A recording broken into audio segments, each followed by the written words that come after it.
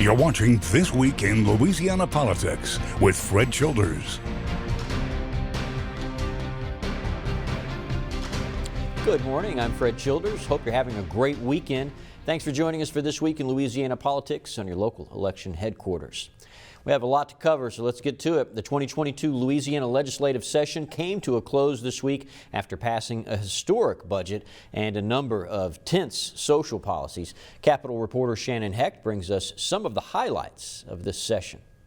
Once-in-a-lifetime investments shine through the $39 billion budget, but the legislature was embattled by national social fights that led to some tense moments over the last few months. The governor signed off on the budget without many line-item vetoes, and the biggest investments are going towards the Mississippi River Bridge and the Calcasieu River bridges. This is where we start making those really crucial investments.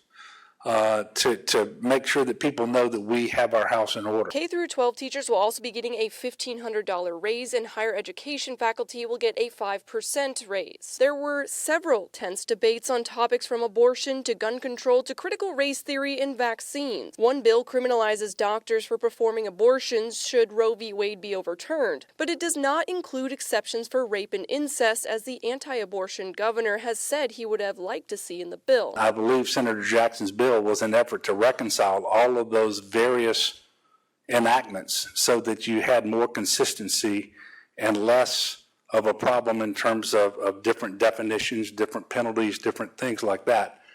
But, and quite frankly, the White House got this wrong today. Edwards says he will not be signing the ban on transgender athletes, but will allow it to become law based on the recent votes on both sides of the aisle. He will also be calling a special session in a few days to address the court order to draw a new congressional map to include a second majority-minority district. At the Capitol for your local election headquarters, I'm Shannon Hecht. Yeah, and that redistricting session is already in limbo, with a federal appeals court granting a stay. Louisiana's middle district judge ordered a new map be passed by June 20th, but Republicans are desperately trying to avoid losing a red congressional seat. So Senate President Paige Cortez and Speaker of the House Clay Sexsnyder are calling on Governor Edwards to rescind his call for a special session until the judicial process is complete. Louisiana may soon have some of the most restrictive abortion laws in the nation if Roe versus Wade is overturned. A bill passed by the legislature this year now sits on the governor's desk, and some lawmakers are making a plea for him to veto it. Their main concerns are the increased punishments for doctors and how strict the exceptions are to save the mother's life. The mother, the pregnant woman, has to actually be almost close to death. Very close to death. And it also requires 2 physicians to sign off on this, which you don't have to do that for any other procedure, but in our rural areas, it's next to impossible. The group of lawmakers hope the governor will consider blocking the bill, but the governor says the trigger laws in place already don't have those exceptions. Governor Edwards will not veto a bill that bans transgender women and girls in Louisiana from competing on college and K-12 female athletic teams. He vetoed a similar bill last year, and an override effort fell 2 votes short. He said this year it's clear a veto would be overridden. He released a statement that says, quote, "Whether it's intended or not, the effect is to send a strong message to at least some of these young people that they shouldn't be who they think they are, who they believe they are, or who they know they are." The U.S. Department of Justice is opening an investigation into Louisiana State Police. They are looking into patterns of abuse, including the deadly arrest of Ronald Green back in 2019. This is the first statewide pattern or practice investigation of a law enforcement agency in more than 2 decades. Ariel Salk reports. Today, the Justice Department is opening a civil investigation into the Louisiana State Police. A joint pattern or practices investigation was announced by the Department of Justice Civil Rights Division and all 3 U.S. Attorney offices. We cannot ignore any allegation of constitutional violation. 3 years after the death of Ronald Green in state police custody, the civil rights investigation will seek to find answers to whether LSP uses excessive force and if it engages in racially discriminatory inflammatory policing. We find significant justification to open this investigation now. We received information about the repeated use of excessive force, often against people who are suspected of minor traffic offenses, are already handcuffed, or are not resisting. In some cases, the injuries these individuals suffered were severe, including the death of at least one individual. The investigation will include sifting over data, including incident reports and body camera videos. And they are asking the public to come forward with any relevant information. We ask that the community become a part of the process. When the investigation is complete, a report will be made public. If violations are found, they will aim to work cooperatively with the state to fix the problems. If an agreement cannot be reached, the Justice Department is authorized to bring a civil lawsuit. That was Ariel Salk reporting. Governor Edwards and Colonel Lamar Davis both released statements saying they will fully cooperate with this investigation. There looks to be a shakeup in the legislature as multiple state representatives, one you see there, announced campaigns for higher office. With the unexpected exit of Karen Carter Peterson from Senate District 5, State Representative Mandy Landry and now State Representative Royce Duplessis will be running for the seat. Both are from the New Orleans area. It is also not clear who will run for Senator Rick Ward's District 17 seat that encompasses Port Allen. State Representative Scott McKnight of Baton Rouge also announced his run for state treasurer. Some believe that's an indicator Treasurer John Schroeder will run for governor. Coming up, brazen acts of foolishness on the streets of New Orleans has at least one city leader pointing the finger directly at the police chief. Stay with us. That's next.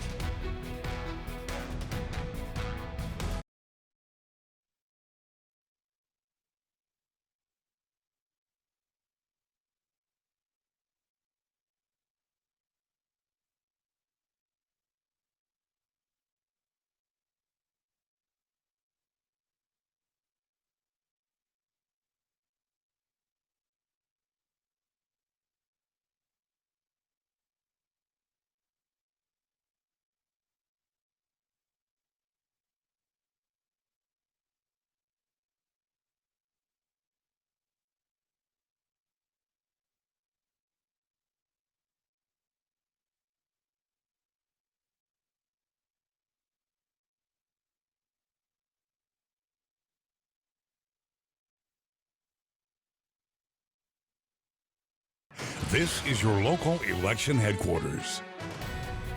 Welcome back. Recent videos of people jumping on police cars and a spike in violent crime in the Crescent City has led to finger pointing of who's to blame. City Councilman J.P. Morrell is saying the police chief should pack his bags, but the chief says he's not going anywhere. LBJ reports. Criticism of NOPD leadership is nothing new. With heightened violent crime and lawlessness in the streets, there's enough criticism to go around. But what is new is Superintendent Sean Ferguson responding to the criticism. Right now, the state in which our city is in is not the time to point fingers or blame anyone for anything. Our elected officials have a note, so do I, as well as the men and women of this department. We need to figure out a way to work together. Ferguson is addressing what was said by Councilman-at-Large J.P. Morrell in a show on WWL Radio yesterday. Morrell has long been a critic of the chief and the department, as he told us just a month ago. We've had weekends where half a dozen people have died and there's absolute silence. And what that tells the community is there's a lack of concern or urgency in solving the problem. What Ferguson is repeating is his call to the council.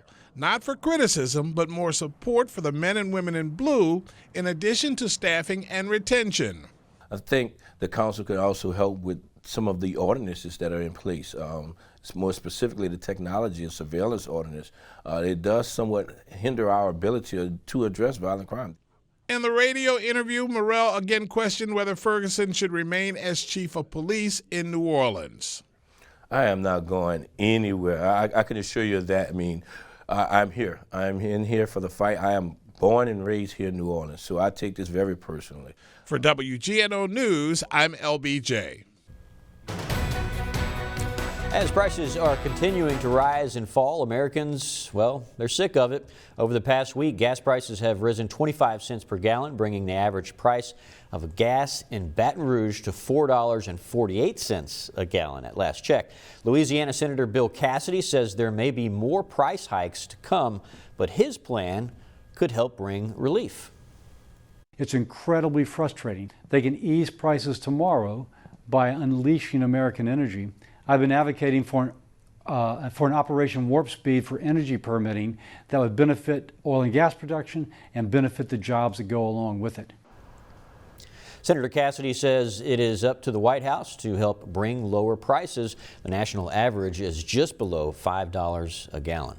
Coming up, legislative wins for the entire state. We'll talk about a couple big ones with the Baton Rouge area chamber. Coming up next. Stay with us.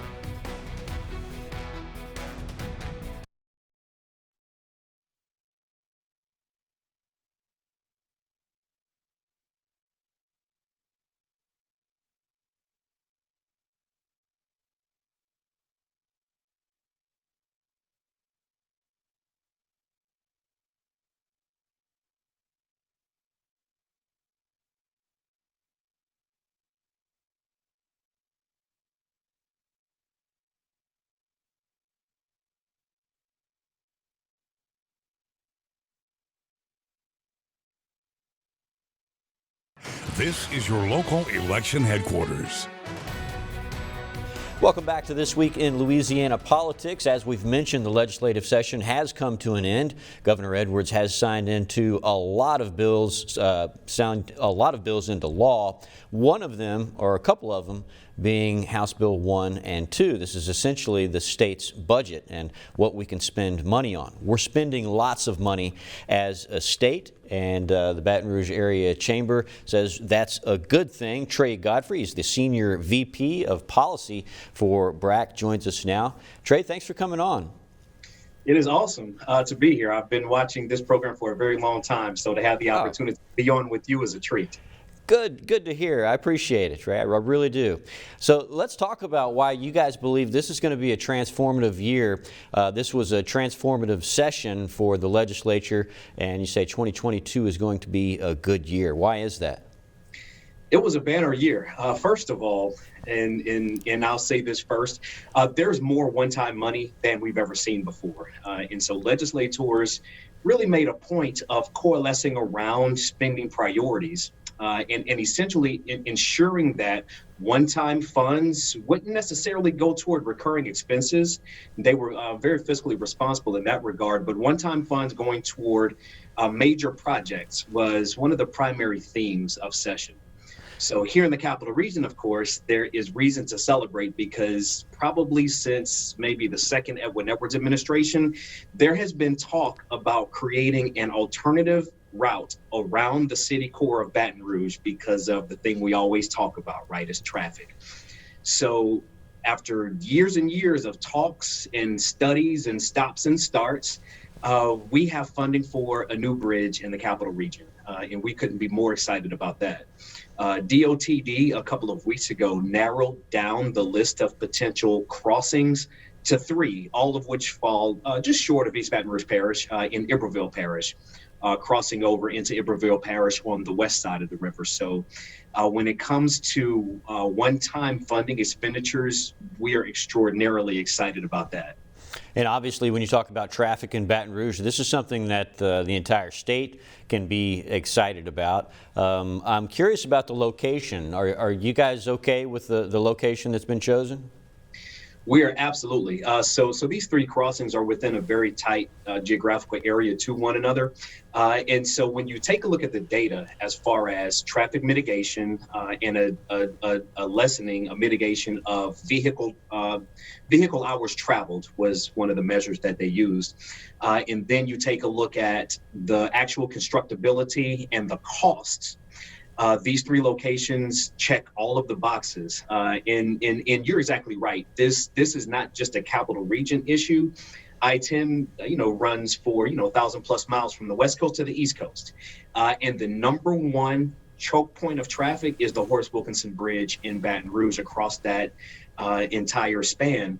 So as a part of mega project funding, this was one of them, along with 49 in Lafayette, 49 North around Shreveport, and Interstate 10 in Lake Charles. And so the fact that these 4 mega projects have funding to move forward bodes really, really well for the state, not only for quality of life and traffic mitigation, but also for economic development. And speaking of quality of life, you can't have quality of life without jobs. And I know you guys are excited about the money that's spent to make sure that we get more jobs. Unemployment's actually doing okay, but I think some funding was used to extend what's called the Quality of Jobs program. Why is that program important? Quality Jobs program is probably the greatest economic development incentive that we have within our toolkit of incentives. So every time we work with companies who are looking at locating anywhere in the state of Louisiana, Quality Jobs is an incentive program that we can use for attraction purposes. You mentioned quality of life in neighboring states, Texas, for instance, where we tend to lose a lot of potential big economic development projects. Quality of life, quality of place issues differ there, which makes them more attractive. And so having an incentive that we can use for companies who are bringing high demand, high paying jobs gives us a leg up and allows us to be more competitive than we otherwise would. Now, a couple of years ago, the state instituted a policy, which is a really smart one, to evaluate every economic development incentive that the state offers to look at things like return on investment. Are we spending money the right way as far as incentives go? And are we getting a return, the type of return that we should be getting? And so each one of these incentive programs have been set to sunset. And so there were 2 that were set to sunset this year that were extended, and that was Quality Jobs and then the Competitive Projects Payroll Incentive, or CPPI as it's known. That's a slightly lesser used incentive, but one I can certainly see the Department of Economic Development using a lot more frequently moving forward. So one of your goals in, let's see, the Bring It Baton Rouge, I have the pamphlet here. One of your goals in your Bring It Baton Rouge campaign is to boost a positive perception of Baton Rouge. I believe you even have a number, 20%, to bring it up to the image. I'm just wondering if any of these expenditures in HB1 or HB2 does that directly. Really, really glad that you asked that. Bring It is, that's our new 5-year strategic plan under the slogan Bring It. So some of the spending does. And so when you talk about the positive perception of Baton Rougeans about Baton Rouge or the Baton Rouge region, we did some polling and we found some really interesting things. Believe it or not, people outside of the capital region tend to have a better opinion of the capital region than those of us who live here. And so that really tells you that we have to do a lot better as far as our quality of life, because to have a good perception, people have to become cheerleaders for the community and have things that they're truly positive about. And so you look at some of the issues that around the water cooler and offices people talk about, and they'll talk about traffic. And they'll talk about not having enough recreational opportunities, and they'll talk other quality of place issues like crime and other things. The really good thing about the funding that's coming out of the legislature this year is in the capital region, we're actually physically doing a lot about it. Number one, we already talked about it, traffic mitigation with large-scale mega transportation infrastructure projects. The second one that I would be remiss if I didn't mention is the Capitol Lakes projects. So we'll be starting to see some work on the Capitol Lakes done as far as dredging and restoring life to those lakes and to that area. And I've looked at the master plan and it is absolutely beautiful. And so between P1 and P5 funding this year in capital outlay, there's more than $26 million that was allocated. And then there were some other one-time funding sources that provided some public safety upgrades from the local level as well. And so we want to make sure from a quality of place standpoint, which deals a whole lot with both perception and talent attraction and retention. How do we keep the great people here? How do we create a community where we can attract other great people to live here, and boost that perception, or do things that make people here proud of the region where we call home? All right, Trey, we know you have a lot to brag about from this session. We don't have time to go into all of it, but we can tell our viewers to visit brac.org and check out what you guys are excited about. Trey, very enlightening comments from you. I want to thank you so much for coming on and sharing that information with us. It's been my treat. Thanks so much for having me. All right, stay with us. We'll be right back.